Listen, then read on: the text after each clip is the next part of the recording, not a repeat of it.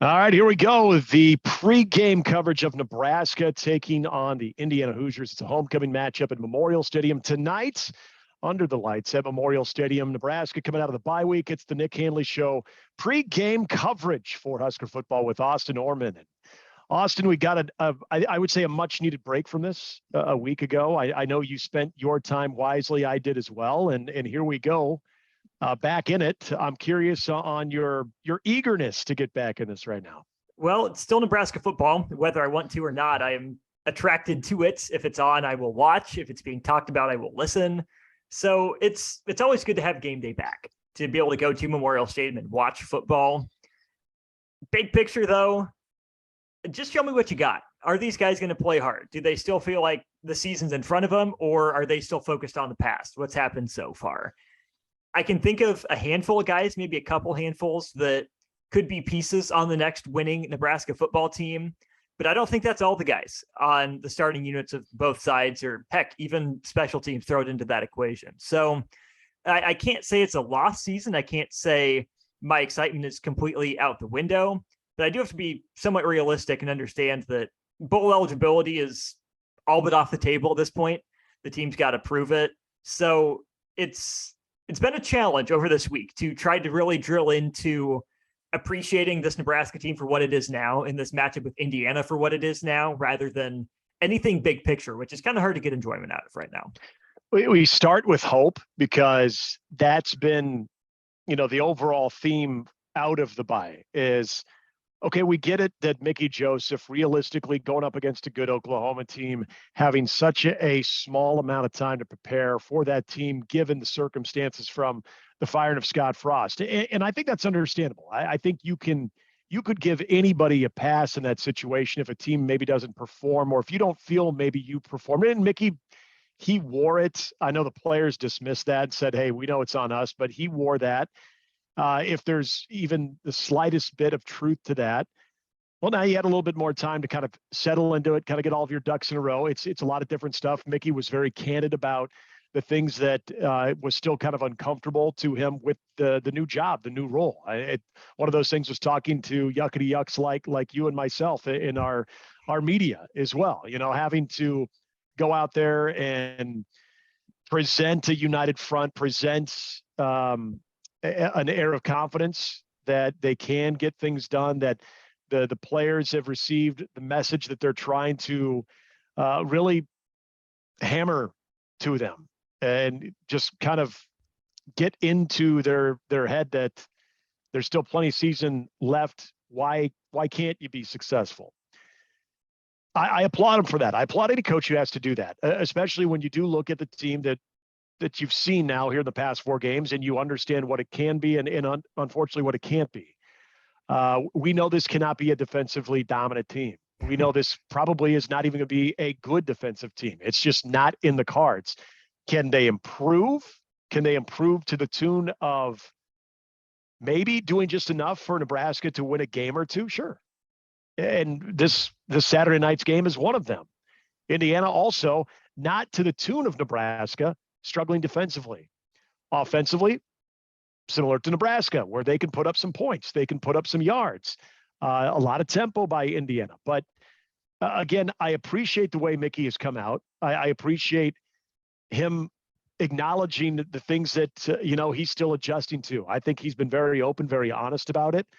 But I go back to the word hope and kind of the theme that is Bill Busch, now the defensive coordinator. The last time we did this pregame, Eric Chinander was still the defensive coordinator. After the Oklahoma game, he's removed as DC. Bill Busch steps in.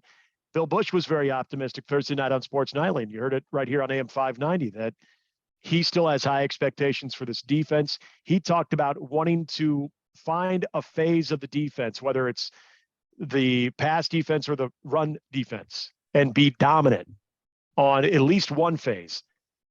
Again, like Mickey, I applaud Bill Busch for saying that. I applaud him for wanting that. Austin, I want $1 million. I'm not going to get it, but hey, you know what? I'm ambitious in wanting to get it, right? Mm-hmm. We don't always get what we want. I know you have to challenge these guys. I know you look at a lot of the faces on that side of the football and have seen them be a part of, some good defenses in the past couple of years. For whatever reason, whether it's scheme, whether it's just not the right combination, that to me is not in the cards. But again, can there be improvement to where Nebraska, as long as they're clicking offensively, which I would say I have a little bit more confidence in that than the defense, can they allow the offense to win them some games because they did just enough? That's reasonable in some games. And I think tonight's one of them. Absolutely. This game, potentially Purdue. And I could see an argument for maybe Illinois, but that's, again, very tough physical team, as we'll see in their game today against Wisconsin. That's a fascinating matchup for a lot of reasons, but this is the end of the road or close to it for the opportunities that we like to call them, and especially for shootouts, because even, a week from yesterday, Rutgers, you go there. I don't think that's going to be a team Nebraska can just run roughshod over. Rutgers is going to make them earn everything. So if Nebraska wants to, I don't want to say play for style points or play that kind of game, the kind of track meet game, that's, I think, the opportunity tonight is if your offense is going to win you a game, it's going to be a game like this. If you can try to force Purdue to play your style in a couple weeks. Other than that, other teams are more established, they're more developed, and they know how to impose their will on you. Minnesota's not going to let Nebraska spread it out and do whatever they want. Iowa, Wisconsin, certainly not. Michigan, absolutely not. So this is a game that, Nebraska struggled, but Indiana's not perfect either. So this is where the defense has to find those one or two moments in the game to make a play that'll be absolutely huge. And once the defense cracks the door that much, that's where the offense has to take advantage, because we've seen big defensive plays, but then followed up by a bad drive from the offense, just not getting points, even a field goal on the board after a turnover. If the defense is going to make that play, you stole a possession. Plain and simple, you stole a possession. You have to capitalize on it. And that's the next step for this offense. I know it took a step backwards against Oklahoma by getting blanked for 12 drives, but I'm willing to write that off till I see them struggle again against a defense that I don't think Nebraska will face a defense as fast as Oklahoma's, more physical potentially. But until the offense proves that Oklahoma wasn't the outlier, I'm willing to say it was. So now take that next step from a good or pretty good offense to a, hey, this is a dependable unit that can go win us games offense by taking advantage whenever the defense gives you that extra opportunity you weren't planning on. There's a couple of guys I want to bring up defensively, get your thoughts on it too. And guys that I got to admit, I'm disappointed in, and maybe it's, partially just in a funk. Maybe some of it is because of the guys around them, but two guys in particular that I expected to have pretty big years that are just, they're just not, flat out not, it's not happening. Ty Robinson up front and Luke Reimer, especially Luke Reimer. And I get it, when Nick Henrich had missed some time with the hand, that is a great complementary piece to what I still consider to be a great inside linebacking tandem, one of the better ones in the Big Ten. I still truly do believe that. I don't believe Luke Reimer all of a sudden became a bad football player. He's playing bad right now. He's the one that shocked me the most, because I understand a lot of the success that he and Nick Henrich had last year also stemmed from a pretty solid group up front. And I know when you don't have that and you have inconsistent play there, that can lead to poor play. But it's the simple things, the ability to make tackles. Luke Reimer's struggling, and I'm watching this Oklahoma game in the first half. He had a couple of occasions, one in the backfield, and then one really as I think, I'm blanking on the OU running back. Eric Gray. Gray, thank you. Right as he was attacking the edge, Luke Reimer's right there to make a stop and just completely whiffs at his ankles. He's just not playing with confidence. He's a guy that's, we're used to playing with reckless abandon, but we're also used to seeing the control that reckless abandon, it like would put fear in the opposition. Now it's just a guy that's almost kind of running around like he doesn't know where he's supposed to be, over pursuing, try to maybe overcompensate because he's not making plays. And then it exacerbates things. He's been tough to watch. He's a guy that I have high expectations for. And then Ty Robinson. Look, I'm not trying to sell anybody that Ty Robinson had a, sneaky all Big Ten season last year. He was steady enough to where you thought this guy, if he just takes that gradual step forward this year, is going to have a pretty solid year. I remember Eric Schinner saying at the beginning of the year, and when he was talking to us on our show, said that he's a guy that he wants to see have a great season a year ago to a really good, a special season, a special player. And maybe he had a good season to a great season, but he did use the word special, be a special kind of player. He's taken a step back from where he was a year ago. And that's disappointing because he's one of the remaining defensive linemen from that group that was so good against the run. Now, I understand the guys alongside of you, next to you, that can be all the difference. But I also refuse to believe that Stephon Wynn is that big of a bum that all of a sudden, or even Colton Feast, that those guys are so, inept that all of a sudden Ty Robinson forgot how to play football. Two guys that really stand out to me in this 4 games that I got to say, I expected so much more of them. Reimer's the one that really confuses me too, because I know that to some degree, linebacker production is predicated on the defensive line being in the right spot for opening those gaps up. But when they have done their job, or when Reimer has had the ability to rise to the occasion, when he's had the opportunity, he hasn't. Plain and simple. There have been opportunities there for Luke Reimer to make plays and say, you did your job, let me do mine. And he just hasn't, which is bizarre. Ty Robinson is the one I'm probably more disappointed in, though, because he came into Nebraska with all the potential in the world. I remember as a freshman, he got thrown in against Wisconsin in Madison. You go back, look at the film. He's not getting blown off the ball. He doesn't look physically outmatched. Now, did he make a huge impact in that game? No, but he held his own. He was there. He was in the right spot. He was holding his ground, doing his job. Fast forward a few years, Ty Robinson's getting blown off the ball. He's not in the right spot. Even if stats don't measure the impact right now, it's still worth noting that he has a whopping 3 tackles and a half a tackle for loss. I got 6 total, so 3 solo and 3 assists. 6 tackles in 4 games and only a half a tackle for loss. The Daniels twins, Daniels brothers in the middle, I didn't produce it at an all Big Ten level, but that's, I think, a baseline of what I was expecting for Ty Robinson because he's an older guy now. It'd be one thing if Ty Robinson played decent as a freshman and then took a step back as a sophomore for some reason. Okay, sophomore slump, it happens. Yeah. Ty Robinson's an upperclassman now. This is unacceptable. He's got to be better. Even if he's not going to be making that many plays, he's got to be that guy who's changing the line of scrimmage, who's resetting it, who's moving his man back a yard or two to give people avenues. He's got to demand more attention than he is because right now he's getting blocked one-on-one. And plain and simple, that can't happen. Ty Robinson, we were led to believe was better than that. We had reason to believe he was better than that. But for some reason, he's taken a step back as an upperclassman instead of finding that next level somehow. The secondary, and this is, again, kind of going back to Bill Busch on his segment on Sports Nightly where he talked about wanting to be dominant in one phase.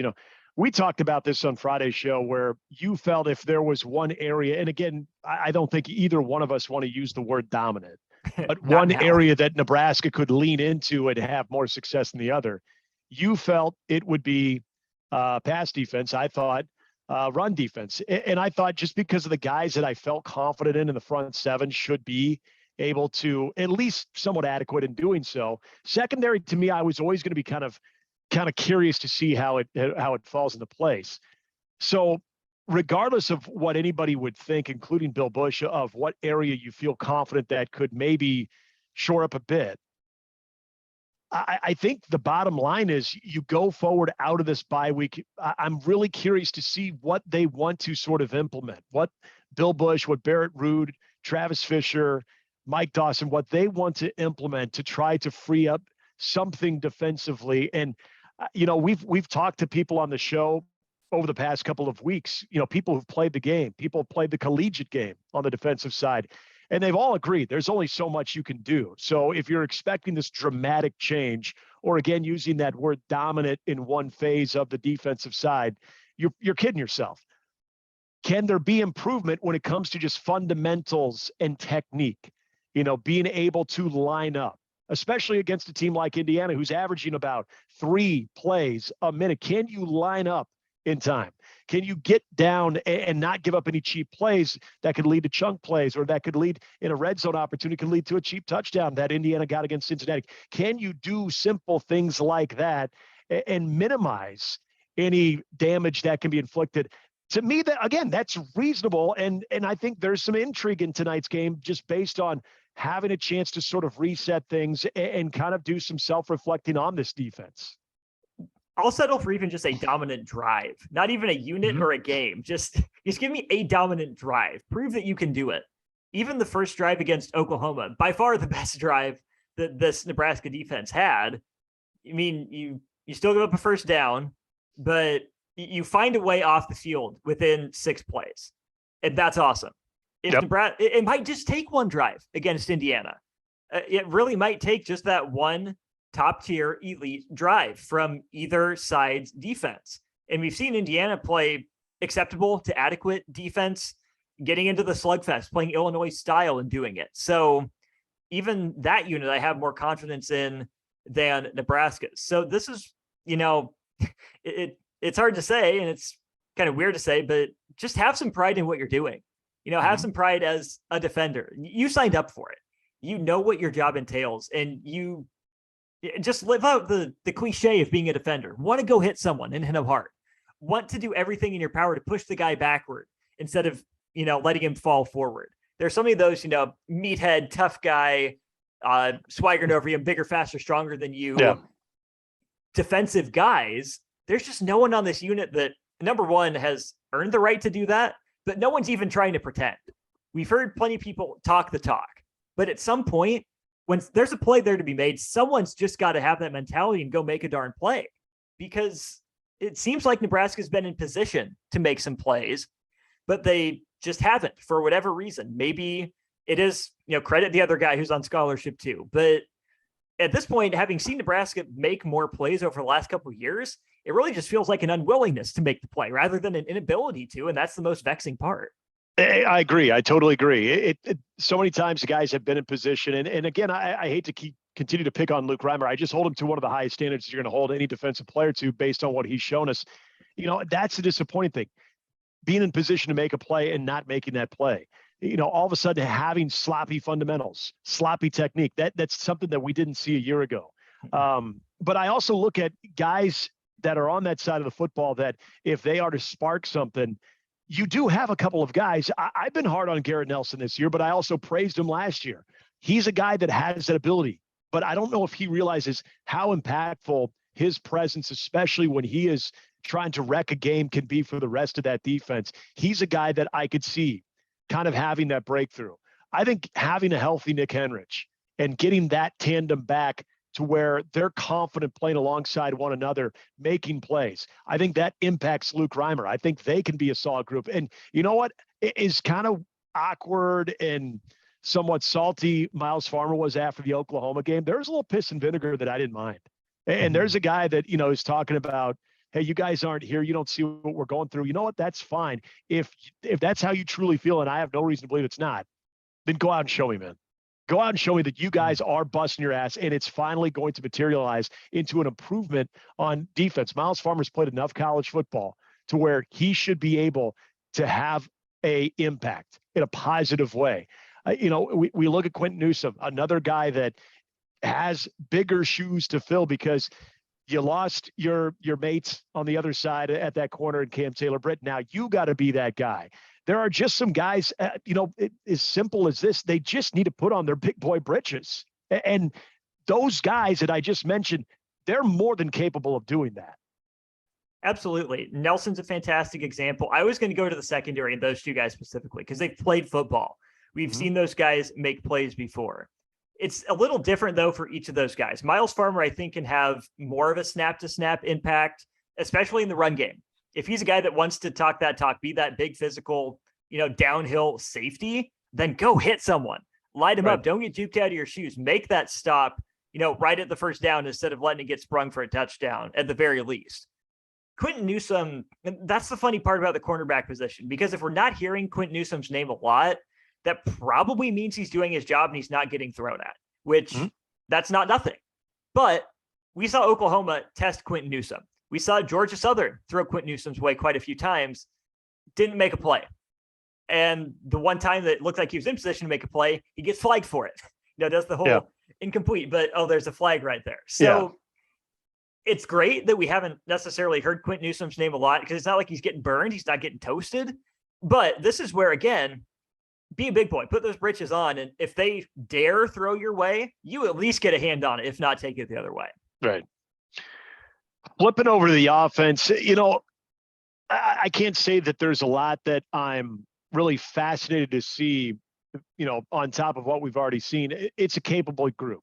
I think minus the Oklahoma game where the offensive line, and look, I'm not trying to say it's a capable group, on the whole. The offensive line is a problem. And now having Teddy Prohaska officially out for the season, you got to rely on certain guys like Ethan Piper. You got to reshuffle guys around a little bit. That's going to be interesting. Now, thankfully, they did have the bye week to maybe work through some of that stuff, have some extra time to kind of work alongside. But really, you're not going to know much until these guys kind of have it figured out in the right combination of where everybody should be when they're going through, the live game bullets. But despite that, and I know it's hard to overlook that, but I think Nebraska has still been able to produce offense despite what has been not great pass protection, but a group that can at least do enough up front to aid in the rushing attack. The only big kind of, I think, talking point for the offense coming out of the bye week is what Gabe Ervin's role is now ultimately going to be with A.J. Allen out for the year. I mean, that's a big blow with A.J. Allen and the broken collarbone. You understood why Gabe wasn't playing, Jacquez Yant not as much, Ramir Johnson, because those two between Anthony Grant and A.J. Allen, it's a solid combo. Anthony Grant's still healthy, which is great. Good to get him off his feet a little bit. He might take on a little bit more of the workload, I still think, because I also feel Gabe Ervin, there was a reason that he wasn't out there, and I think a lot of that had to do with A.J. Allen. Do you feel confident that you can give the same type of pitch count to Gabe Ervin that you were giving to A.J. Allen? Gabe is coming off of that injury. He's 100% healthy. Liked what we saw in the small sample size from his true freshman year a year ago.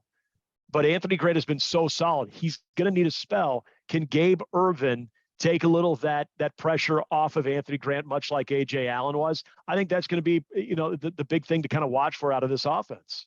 Gabe Ervin and Teddy Prohaska were in very much the same boat.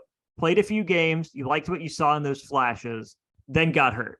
Gabe Ervin definitely didn't pick up where he left off last year. It seems like it took him some time to get ready through fall camp. Mm-hmm. Then A.J. Allen burst on the scene. My expectations for Gabe Ervin are not what they were coming into the year. I thought he was going to be RB2, maybe even RB1 if Anthony Grant wasn't ready. Props to him, though, for stepping up, being ready for that RB1 role. Gabe Ervin is a guy, though, that even after the first couple of weeks, I thought still had a chance, still had a role. Haven't seen a lot of him, which means he hasn't been able to work through a lot of the timing stuff like Teddy Prohaska was able to do by being on the field, for the first snap and pretty consistently up till he got injured.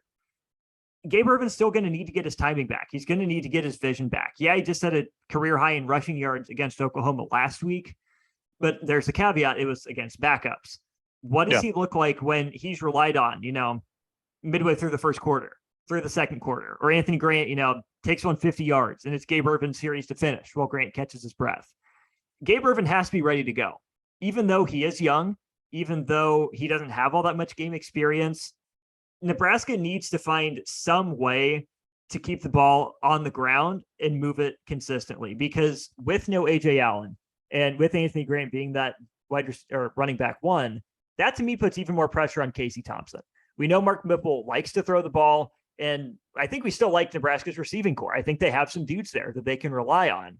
So if Mark Whipple doesn't fully trust Gabe Ervin, or if Gabe Ervin doesn't start a game off the right way, and even just in the flow of the game, Mark Whipple's like, let's just, do a quick pass instead of a run to Gabe Ervin. That's where I think Casey Thompson takes on even more importance if Gabe Ervin isn't ready to go on some of those quick throws. Things I like about the offense going into this game. I think Travis Vokalek, again, toughing it out, playing against Oklahoma, but now having extra time to heal up that ankle. That's great for them. He's such a big part, I think, of this passing game, but also the blocking game. Another thing about Gabe Ervin that I'm going to be curious. This is probably the one thing we don't talk about A.J. Allen enough of what he did was he was good in pass pro as well. He could pick up a linebacker. He could chip a little bit. As a true freshman, that's a skill that sometimes it takes a little bit. He was able to hit the ground running, do that. It's another thing we liked about Ramir Johnson when he was playing running back a year ago is he could help in that department as well. And then sometimes release. He's that safety valve, sort of that last check down that you can get to. Can Gabe Ervin be able to kind of fill that role too? Because when we talk about a group that is under duress when it comes to this offensive line, you need any last line of defense you can have. So whatever running back, whether even if we see a Jock Hand, Ramir Johnson, whoever gets in there, can you hold up that part of your responsibility other than just running the football and being able to catch the ball out of the backfield? That's going to be big. But I do feel like Nebraska can do that. I feel like Gabe Ervin could do that. Another thing I'm curious about, there's chemistry that has clearly been developed with Casey and Trey Palmer, and obviously with Marcus Washington. Can we get a Marcus Washington touchdown already? Please. Been begging for a few weeks for that. I don't know. I mean, I feel like he should be able to, but again, I think Nebraska, especially if they're having success running the football, and what Indiana's defense has been able to and unable to do gives me reason to think Nebraska can still run the football effectively. I think they could also have plenty of success throwing the football, and those guys we just mentioned, I think, will be big parts of that between Vokalek, between Palmer, and Marcus Washington, but also even throwing in Isaiah Garcia Castaneda too. He's a guy after that Northwestern game. Exactly. You're like, wow, this kid, that 50-50 ball, he goes up to for the first touchdown of the season. Mm-hmm. High hopes after that, and it hasn't been there. But again, guys that can do that. Oliver Martin's shown up in some spots too. Brody Belt has been a guy that they've been able to go to. They've got options. That's the point. And against this defense, this is a Indiana defense that's given up just around 435 yards a game. Not quite to the tune of 515 like Nebraska, but they do give up a lot of points. They give up a lot of yards, and they're a team that is going to give you those opportunities if Nebraska is sound offensively, which I don't think there's any reason to believe that they won't be. I think they can make up for that offensive line issue that they have because you do have experienced guys around Casey that I think that timing, they can still get the ball out quickly, and they can also offset some of those issues with the pass rush with the way they're able to run the football. Absolutely. Defensively, Indiana is allowing a 63.2% completion percentage and 280 yards a game. Defensively, they've been not terrible against the run. They're giving up 150 yards a game, but on 41 carries. So that's less than 4 yards a carry. And that's darn near a full yard less than that 4.5 that you keep pointing out is, I think, a good benchmark number for what Nebraska needs to hit. I don't know if Nebraska is going to run it a lot, but if Nebraska can get to 150-ish yards on that 4.5 yards per carry mark, that should be more than enough. I really think it should be. The thing I want to see out of the receiving core, Nick, is more yards after catch. We haven't seen a lot of broken tackles. Maybe that's other teams just being good at tackling. Maybe they're just in better position than we've seen Nebraska's defense be in. Mm-hmm. Or maybe these guys just aren't as athletic as we've been led to believe. I don't know, but I want to find out, because we were told all offseason about how Trey Palmer's electric with the ball in his hands. He's a leading receiver. He's done a good job, but we haven't seen any of that yards after the catch creation. Marcus Washington, haven't seen a whole lot of that. Even Alante Brown, we've only seen one real juke move for up the sideline against Oklahoma. So especially if the running game is struggling, or you only really feel like you have Anthony Graham that you can depend on, let's see if we can get those receivers in one-on-one matchups and give them a chance to make that one move and go, instead of they have to post up and catch it and they're down where they get it. Quickly about Indiana, the things that probably make all of us nervous, and it is their offense, but Connor Bazelak, very strong arm. He's a guy that can chuck it, and he's got a receiver in Cam Camper who can definitely get down the field and can make you pay. He's a guy to watch out for. Shivers, the running back, the Auburn transfer, averaging right around 80 yards a game. Look, we know that we talked about this on the show yesterday too. The last 4 opponents Nebraska's played, they've all rushed for their team highs of the season. We mentioned it yesterday. Indiana's was a 240. 240. They did that against, was it Idaho or Western? Against Idaho. We were trying to find a number that if Nebraska gives up rushing the football, they're in major trouble. I said I can live with 150. You get north of that, it's bad. I mean, 200 is bad. 175 probably bad. Yeah. Anything north of 150, I'm not in love with. Because if they get there, it's probably on some of those big plays. Because Indiana's not going to run it 50 times for 150 yards. Right. They're going to try to run it closer to 27 or 30 times for 150 yards. And if that's the case, night-night. Yeah, it's a tempo team. We mentioned how crazy it is. They're averaging almost 3 plays a minute, 104 plays against Cincinnati in that loss last week. So it's a tempo team. And this defense having to be able to line up and just be on the ball, it could be a challenge at times. So again, understanding when they can sub, when they can change personnel, but more than anything, just being ready once the ball is snapped, because I know that sounds very elementary, but when you have a team that is doing what Indiana is capable of doing just from a tempo standpoint, it will test you. So not only is it Nebraska from a scheme standpoint, it's going to be those basic fundamentals and just that overall idea of understanding how fast this team wants to go and how they're going to try to offset that. This team isn't anywhere close to even needing 101 courses. I mean, it has to be elementary school level at this point, especially on the defensive side of the ball. And we harped on it all week, but we did it for a reason, because you got to start somewhere. You can't start in the middle. You can't start at the end. This is not even close to a finished product. At least it better not be. So if it takes fundamentals, it takes harping on it. At least you tried. At least you drilled that into them. And even having those down pat and reliable would be a couple steps in the right direction at this point for both sides of the ball. Yeah, it's 4 quarters for just for exactly that. 4 quarters. You do what you can. You do what you can to feel good about yourself as a team, as a program.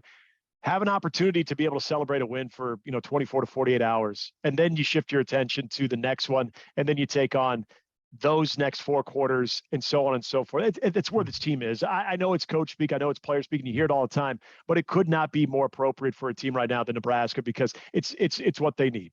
They what else cannot can you say? even. What else can you do? You can't look ahead like, oh God, and we got the short week, or hey, if they win this one, they can do. No, you don't even think about that. No. You think about winning quarter number 1, then winning quarter number 2, then winning quarter number 3. Before you know it, if you can do that, oh my God, you're on the verge of playing a complete game. When's the last time we saw that? I mean, it's as fundamental and basic as they come. It's as boring as it comes, but that's how we can have fun with this season still. You just have to take it quarter by quarter, game by game right now. And then you just kind of see where everything sort of falls at the end of the season. Hell, play by play. Which that's even more ridiculous to say, but heck, I mean, a good quarter, that would be insane. That means you stacked good plays on good plays, which led to a good drive. And maybe you get 2 or 3 drives a quarter. So if you stack a good play on top of a good play, on top of a good play, there's a good drive. Even if it's that simple, as long as everyone's doing their job on a given play, that's progress somehow. I know you've got a Nebraska win. 44-42. Don't feel great about it, but hey, my heart took over this week. Sorry. Yeah, my heart wouldn't allow it. Well, my brain wouldn't allow my heart to take over. I got, not saying you're being dumb, Austin, by the way, it's what I want to. I hope you're right. I got an Indiana victory, 38-34.